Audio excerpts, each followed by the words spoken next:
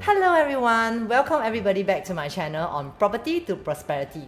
Today I'm very excited to have Ivan with us from M+L Creatives, and I'm very excited to share with all of you that he has 8 years experience in this industry about renovation. And I have clients asking me, Kelly, how can I make sure that I'm getting the right house that doesn't give me surprises when it comes to renovating, because they have relatives who have bought over houses that are really bad and really like run down, and end up they have to spend like hundreds or thousands of dollars on renovating. So today we have Ivan to share with us his expertise on what are the tips you should look out for if you are looking for a resale property. Hi everyone, so Kelly, thanks for having me here today. I'm Ivan from M+L Associates. So 8 years in the industry. I'm one of the creative directors right now in M+L Associates. So today I'll be guiding you, giving you tips and checklists to see before you purchase your property. So Ivan, let me ask you, a lot of clients, they want to know, like, because you are the expertise, right? What are the top 3 things you think every buyer should know before purchasing a resale property? So as a designer, you definitely must know why you're buying this unit for. Is it for extra space that you need for your family members? Or is it you want to upgrade to a bigger bedroom? What is the main decision-making design aspect? And above all is space planning. What's the space that you want to have in this unit? Yeah. So when you mention, right, you want to upgrade to a bigger room or a new concept that you may not previously have, what are the things that a buyer should be prepared in advance before even buying that resale property? Okay, like perhaps per square feet. I'm sure anything that you want to buy from a new property is you do not like what your current home has. Right. So if your current bedroom is only that big, make sure that the new one is bigger. That's the one most classic example.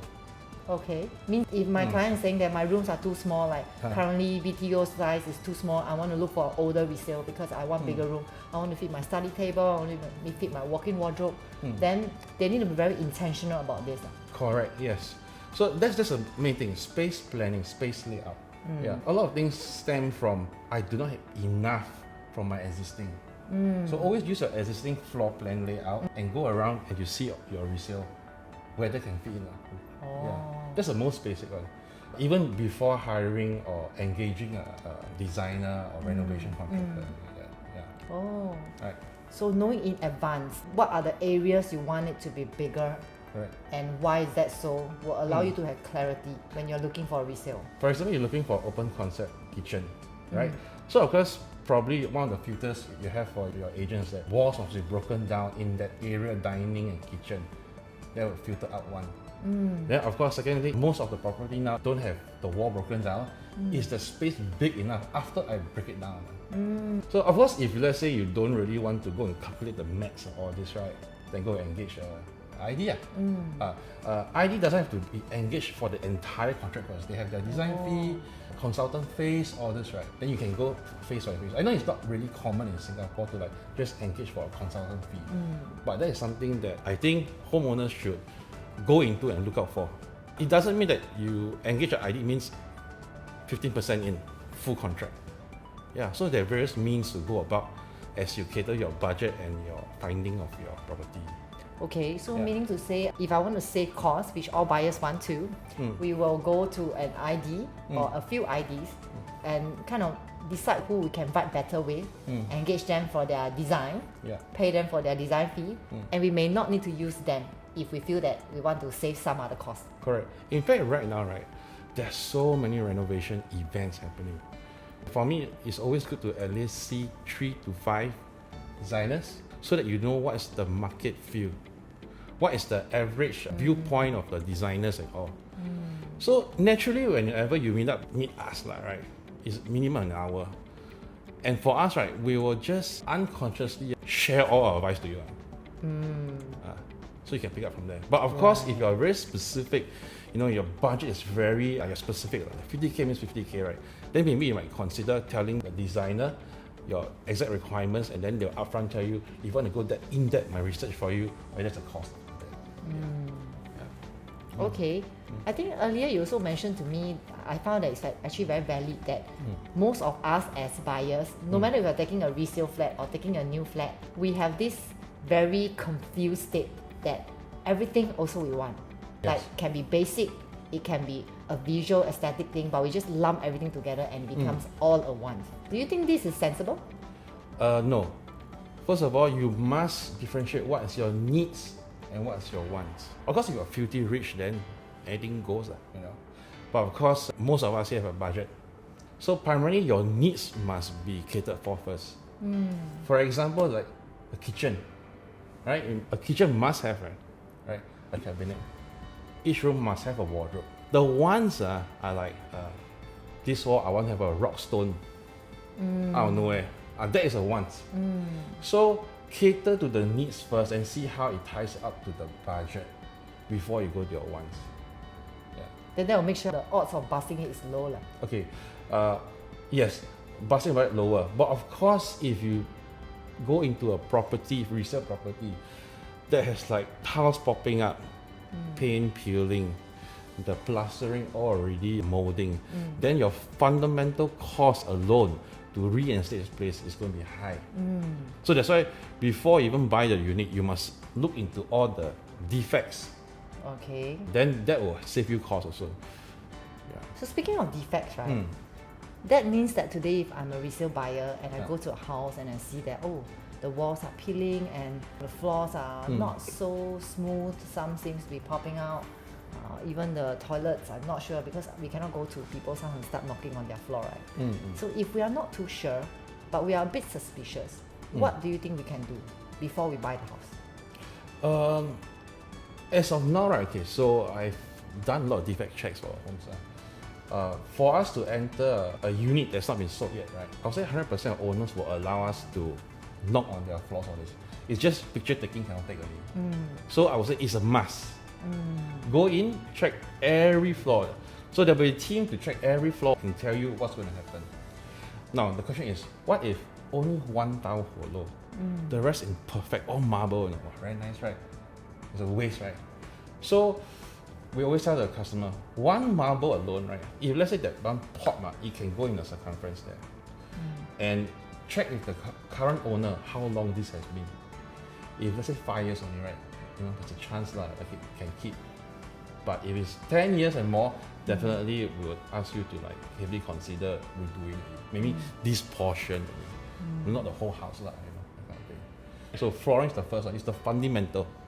Flooring first. Flooring first. We have a mini checklist okay. Oh, Mini okay. checklist. So, all right. So flooring one thing. Then of course you look at all the walls. Is it cracking or not? So cracking got two ways. It's either you just repaint the normal way, or you have to replaster. So that means they will scrape off, then you replaster everything to be perfect smooth. So you have to take note, these two costs can vary up to 50% higher. Okay. Then thirdly is you see whether there's stains of leaking on the floor, on the wall, on the ceiling. So we do not know, maybe the upstairs they got problem, or here the water keep flowing in. You can see and all the molds and the rust will occur. So you have to go every corner and see. Especially bathroom doors. You can see the thing corroding already. Right. Then as you visit the home, right, close the toilet door, right, test the system. Whether the flush, like you press it and you just keep flowing. You on the tap, is it leaking? Then you on the shower, why the water pressure so low? Is it this building problem, or is it their things that got problem? Then if their things are problem, right, you can just buy a new one and then just change lah. And then of course their heating and insulation, the whole house, aircon. Right. So aircon is going to be a huge major cost also. Right. If you're on a budget, you might not want to change them, right? So test. Can I test your aircon? You test. Right. Then of course if you take a look at their unit, right, if it's yellow, right, you know they don't do maintenance on that. So you can do for a maintenance check. Right. Okay. Then once you're on the aircon, right, you can smell. Is it musky? So you know it's like, oh, why is that quite jialat? I think better change it. Then on airy light. Is it flickering? Or is it there's a delay? Right? So you check out the electricity. Open the DB box. You know sometimes old owners, right, they put this one not working already. And then you know got problem. Right. Right? Then if they allow, you on everything. So you got trip. So this will decide whether you need to do rewiring or not. So rewiring is a huge cost again. and then check when was your last reno for the existing owner. If it's 5, 8 years, maybe no need to rewire. Just solve the existing problems will do. So these are the sort of checklists. I would say have a checklist. So it sounds like a very long list. It sounds like before I get to buy the house, the owner will be a bit shocked that, wow, there's a lot of things that we need to look out for. As an agent, if I'm bringing a buyer to see a resale flat and yet to allow my buyer to do all this check, I may suggest the other side's agent or the seller's agent to allow the seller to maybe go down for a walk so that we can actually check all this in peace, and it also will not really offend the seller at this point of time. Correct. So he mentioned that he has a checklist. If you are keen, you want to know his checklist, feel free to DM us. We will send the checklist to you. Yeah, sure. So Ivan, you know, I recently got keys to my house, Yeah. and I have people who come for housewarming.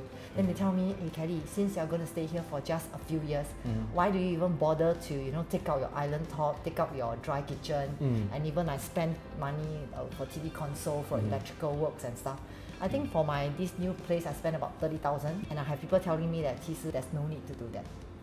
But I believe that when I do that, in the next few years down the road when I sell, I can sell it at a better resale value. So what is your personal take about this? I totally agree with you, Kelly. Aesthetics is key. Right now, there's a lot of trends. I mean, even for overseas Europe, right? They will do some styling work in the home before they invite viewers, because it is our responsibility to show them what's the potential, the beauty this place can be. Now, if today you didn't do your false ceiling, there's no way these lights can be able to enhance the place, like the feature wall, the dining area. And then they'll only see like, oh, this is a very dull place. So definitely to invest, and I say that the amount you invested, right, is very fair. Fair. There's some like invest like 80,000, right? I'm like, wow, that's quite massive. So that becomes nonsensical already, like emotional already, you mean? Okay, you have to scale the size of the unit also, right? But you tell me a 3-room HDB, 80,000 to enhance, that's a bit over. Yeah. Is there a benchmark that you personally feel like, let's say I've got a client who will come to find you for your service, and then they tell you, hey, Ivan, I only want to stay for 5 years, but the house is so run down, I don't want to spend too much, yet I want to have resale value in the future. So what kind of budget you think is safe? Okay, so of course we don't touch into too much carpentry. First of all, fresh coat of paint. Invest in your furnishings. Today, if you go to a furniture gallery, right? The focus is on the furniture, right? It looks good, the place will look good. That's enough. That's enough. You don't need to invest into feature walls and stuff like that. So that will be a lot of cost save, right? Oh, definitely, because you already set aside a portion for your furnishings, right? Just spend a little bit more in the furnishing. You won't regret. But just like how this sofa is. So you can see that there's a very modern form and function in this. So if you notice, there's a lot of those neighborhood factory direct, right? You can see whenever there's a design from 3,000 jump to 5,000, right? The form, the way that the thing looks, right, is different. Right? Yes. And this is a very nice piece. The moment I enter your house, right, my eyes are drawn to here. Thanks. And the choice of color. Definitely, yeah. You see the whole place, right? This color is the main contrast that brings out this living room. Thank you. So what I'm hearing is that for those of you who are thinking of buying a resale unit and thinking of maybe in the next 5 to 7 years down the road you have intention to sell or upgrade, then listen to Ivan. Don't spend too much on carpentry. You know, focus on furnishings and also simple paint work and electrical works. Right? Yeah. Maybe I can give one more advice. One more, okay. Lighting. It is the soul of the home. So often. Okay. Today you go to the National Museum. You go in there, it's just very plain, right? Plain walls and all the art piece, right? It's just that the art are being illuminated. Invest in your lighting, the entire home will have essence. Very classic example. My time, my parents' time, right? The whole living room, right? That's true. The white light, right? Okay. So what happens when you enter, right? The perimeter of the house is very dark corners. Imagine you work 9 to 5 p.m. Every day. You come home, you on that light, so dull. All your energy gone already. It's soulless. You sit there, eat, then you go and sleep. You cannot rejuvenate. Right? So that's why you see when you go like Starbucks, It's so cozy, right? Nice, right? It's not dark, it's carefully placements of lights. And this is actually one of the most cost-efficient way of bringing out an area, a house. Interesting. Yeah. I think this is something that my husband advocate for. Oh, But okay. I'm the opposite. I always say, why you want to spend so much for lighting? The lights alone and everything cost us about 7,000. Oh, okay. I mean, Mike recommended me the place that you guys were using. So it was about 7,000 each for the entire house. I would say it's quite decent. But I still don't understand, like, a light is a light. Okay. For example, because now I mentioned light, right? Then you look up. On the normal occasion, no one will look at the light source. Right? You will always look at where the light shine. And it shines perfectly on this sofa. Right? That's why it's so nice. Thanks. You must look at where it shines. That is where it matters. Something to learn. Yeah, one. And then a little bit deeper, okay? So this light source, okay, that's right. You know, in the market, there's a variation from $30 to $200.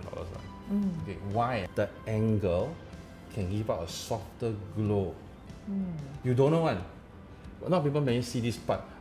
How the bulb, the LED diode go inside, right, can give a softer glow, and this costs money to make this fitting. You should add one new name to you, the light expert. No, this light is a expert. course along the years. Yeah. Because a lot of boutique, you go to Chanel, all this, right? You say, oh, so nice, also glowing, like it doesn't affect you. You don't ever feel like, But you go some coffee shop here and there, you like, wow, why is it so glaring? You don't know one. Yeah. Makes sense actually. Like whenever we go to a boutique, we feel that everything that the light shines on is beautiful. I must buy. Correct, exactly. That's the whole idea, right? When you go to a coffee shop, it's practical reason. It's just to light up the place for you to eat your meal. Correct. Okay, very interesting. Invest in lights. What else? Anything else that we should? So we have walls, we have lesser carpentry, we have invest in lights. Okay, so the main idea is that if I'm going to sign 5 years later, what are the main things to do, right? So a fresh coat of paint, okay, less carpentry, and invest in like these three things, these 3 main things. Oh, right. Good. So how do you think, because all buyers, when they buy their first home or maybe their first residential home, no matter it's HDB or condo, there's always this struggle between like spending enough for renovation for comfort and also making sure that in future I can sell and with a good price. So as for yourself, right, how do you make sure you advise your clients to balance between renovating for own comfort while they're staying? I mean, at least it's a place that they feel like coming home to, with all the things that they could save in, as what you mentioned. One portion is comfort, another portion is also to balance with resale value. How do you think homeowners can balance between these two? Yeah, tricky question. So what is comfort? I ask you, what is comfort to you? We narrow down to living room. What's the one thing that makes you comfortable in this living room? So, I feel that the sofa must be good. Okay. Like the depth of the sofa. When I sit on it, my partner sits on it, my guest sits on it, the leg space is good for them to crash into it. That's my kind of comfort. Okay. I feel that the color tone must be something pleasing, and that when I come home, I feel that this is a tone that visually I feel it's a sense of warmth. Okay. So, sofa, color tone. Yeah. Now, I would say in my line, resale value should be matched with, are you renovating for style compared to resale value? Because when you renovate for style, the cost can go up high. That means like, it's not only the sofa, even this backing, I want marble. So you're renovating for style. Okay. Just because I have a marble wall here, right, doesn't mean it can be comfortable, correct? Right. If this sofa is not here, right? It just looks good on the wall. Yes. Right. So you see, it's tricky. Comfort and resale value, right? Comfort is good. Comfort is good. I want to have a comfortable home. I have a nice sofa, nice rug, nice paint, then lighting. Right. Comfortable already. Okay. I want to have style, Okay. luxury. Then you clap the walls and everything. Birch wood on the ceiling. Then this will affect your resale value, definitely, right? Of course, it looks very good, but this is very high-end stuff. Probably if you are in condo or landed house, you go to that far. Yeah. Okay. But I know, okay, so I haven't really tackled the question. So comfort and resale value. If today I'm buyer, I come to this place, I feel very comfortable. I'm drawn to this place. Why not? I'll put this into my top 5 list. Some house, wow, very nice there. You know, 老公啊，很好看啊。 Extensively done up. Wow, so much. But 那个marble 有很多了。Over. I think 很多了。In fact, it can like, because when it got very stylish, right, it becomes very niche. The perspective of everybody. But comfort is always very simple, subtle. Minimalist. Ah, Okay. Makes sense though. yeah. We have viewers who viewed 2 very nicely done up units. One is more to like a simple minimalist, clean concept, and the other is very beautifully done, classy, black and white tone, marble flooring, very heavy lightings. The whole house just look like very up there, you know. Then my client tells me, love this house, but the price that the owner is looking for or asking for is too much. I don't think I want to pay such a premium for this kind of setting. Conversely, when the buyer wants to make a decision, most buyers choose the simple one because they feel that they can see themselves staying inside for a longer period without feeling like Chinese call it ni, you know. Correct. Because it's like a blank canvas. I still can put my personality into it. Yeah. So to balance between comfort and for resale value, the key question is, do you know that you are renovating this for style or renovating this for what most people would want? That really makes sense because when I was doing this renovation, I also have this thought in mind, like I want what I want, but I also realized that because I want to sell, I cannot do it too much. Right. So no wallpapers because I believe my buyers wouldn't want wallpapers. That's why we choose some other tones of paint. Correct. Got it. Good tips though. Then, you know, some of the homeowners, right, it's their first or second time renovating. Of course, they're going to make mistakes when they're renovating. Okay. So, what are the common renovation mistakes that you have seen homeowners regret the most? Regret the most. Okay, kitchen is one of the main things. They always never anticipate that the kitchen need to be bigger. Kitchen is one of the most highest regrets I have in all my projects. It's like, oh, it's too small. Oh, it's very tight. But of course, that's for homeowners that are heavy in cooking. A lot of homeowners, when they buy, they don't focus too much in kitchen. Only later on, when they decide to buy everything, they come to you and say, I want to renovate this kitchen. But the limitation is you say the kitchen space is just so small, there's not too much I can do about. Correct. If let's say you're a new owner, okay, you've been staying with your parents, I'm sure you hate many aspects of the house. Or not enough. Not enough. You know, like, oh, my room is so small. So the next thing you do is like, when you look out for the next unit, right, definitely you must counter all these things that you don't like. You must list it down. Why I don't like my house now. Okay. Then you go and find Okay. your unit, right? So then won't go wrong. Won't go wrong. Okay. Then everything is catered for. Right. So your list of requirements. Yeah, list of requirements, correct. Okay, so requirements, so needs. Then the wants, like, oh, I want my house to be super open concept. I mean, this goes back to the earlier questions. Same thing. So, if you're buying a resale flat, am I buying a blank canvas place or very done up area, which I have to tear down and incur cost in dismantling? Right. Okay. Yeah. Whether do I need to cater for cost for dismantling? I have one very important question. A lot of buyers, they come to this resale property viewing and then they say, oh, when I come here, I can save carpentry costs. I don't need to do TV console. I don't need to do kitchen cabinet and stuff like that, etc. Okay. So they're happy paying COV for the unit. And then later on, when they start meeting an ID or two, the ID comes up and they tell the ID, okay, I want to touch up this, touch up that, and eventually it snowballs to an overhaul for the whole house. So not only did my buyer pay COV for the unit, my buyer also ended up overhauling the whole house, even though I reminded him, don't do that because you only want to stay for 6 to 7 years. So I noticed the same thing that happened to myself as well when I was renovating years back for my own HDB. I bought a maisonette as my first home and it was pleasantly done up. That time I was telling myself that it's quite done up. don't need to spend money. But the moment you touch an ID, the ID tells you, hey, actually this one has to do, that one to do, then the whole thing became an overhaul. So my question is, you see, all buyers want to save money. Okay. And today, if I were to engage you with an intention in mind that you know I paid 40,000 COV for this kind of renovation, which has been used for maybe 7-8 years already.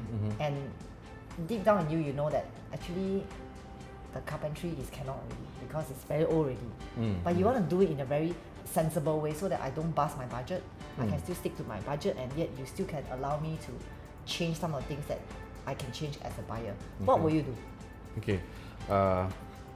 Now, I believe, right, a lot of you out there, right, are going to or have been faced with very typical replies from IDs. Do this little, why don't you just change the whole thing? It's the same cost. Right? I'm very definite that you'll face this, okay? Now, the reason why you'll face this is because you have not met specialized ID firms that do small touch-ups. Yeah. I give a very clear example, like your kitchen door, because kitchen is the most used item, right? This door sagging already, why don't we just change it? You know? That's true. And then you said, can we relam? Oh, relaminate cost is the same as doing the whole thing. Then a bit more only, but then you get a fresh new one. But it's not. Especially you're going to sell away in 5 years' time. It's not. It's definitely lower. You just haven't met an ID firm that specializes in small touch-ups. So there are ID firms who specialize in small touch-up, but most ID firms don't do small touch-up. Correct. Oh, that's why they may suggest to change out of convenience is easier. Yes. So it doesn't cost more. Is it true? It doesn't cost more. Same material lah. Same material, right? There's specialized carpenters that can just change this one. They're doing the whole thing. So they will save a lot more if they do Yeah, it? save a lot more. Okay. And of course, when you speak to an ID, right, you unconsciously share your personality. So, okay, so you wanted this. And you will say, what do you suggest? Oh yes.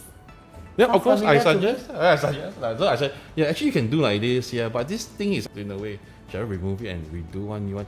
Just this part first. Wow, here very nice already. How about here? Yeah, that's true. Right. So we just go with the flow. I mean, most of us are creative. We want to share ideas here and there.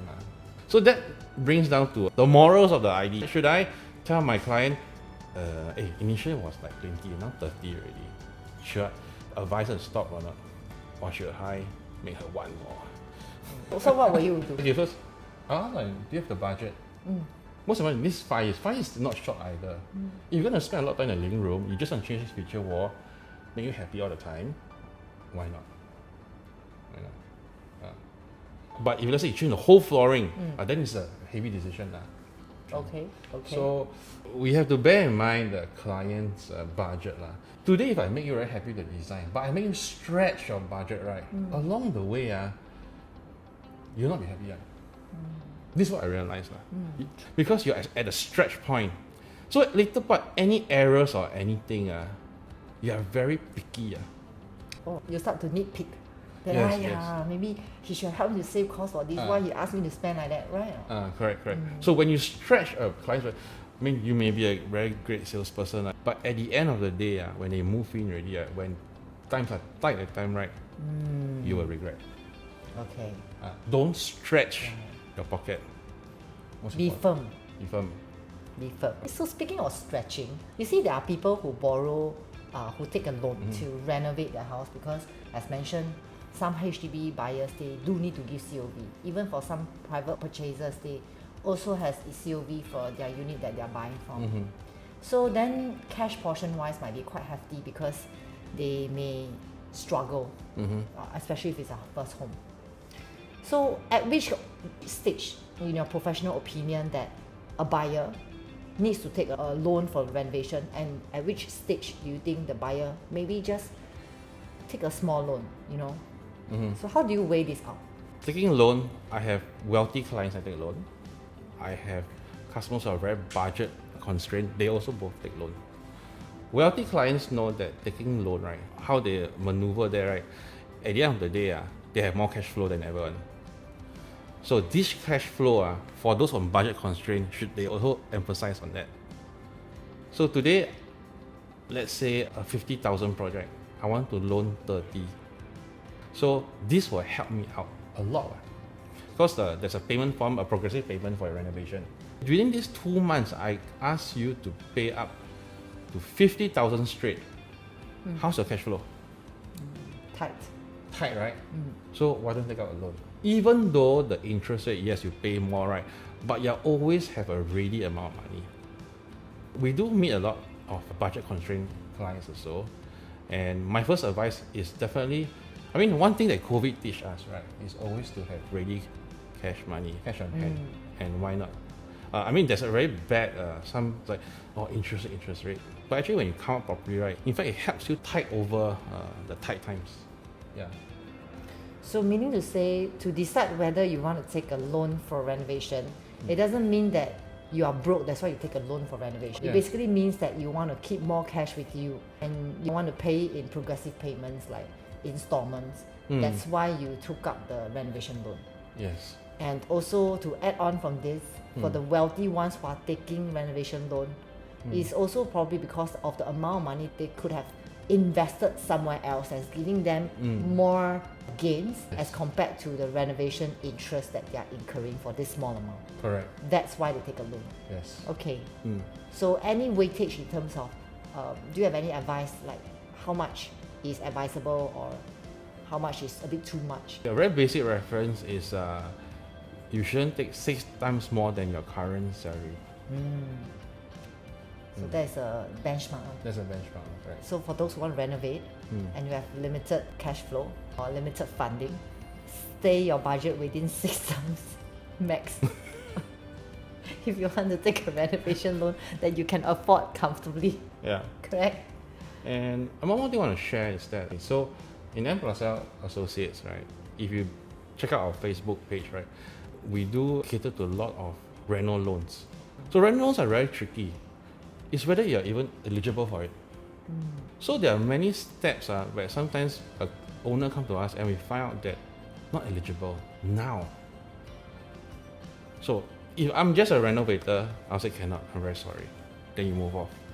But we have an expertise that allows us to able to, in the future, in the near future, probably might be able to help you take a loan. So we become a long-term friend. I know you can't do now, but how about I help you, advise you how to go about to be able to take a loan maybe in 6 months' time.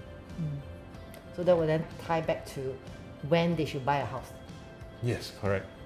But of course, a lot of times come already, they already buy already, you know. It's just that they cannot do the renovation to what they want. So to help to piece things together, if there's a client that, or those of you who are watching this, you feel that, I want to buy a house soon, but I'm not too sure whether my loanability for my property is there, my loanability for my renovation is there because I have tight cash flow, then it is essential for you to check for both instead of just a loan for the bank, for your property. It's also important to check your loan with renovation so that you can time your timing to buy better. Yes, correct. So this is something that a lot of people don't really plan out far enough. Yeah. Yes, I agreed.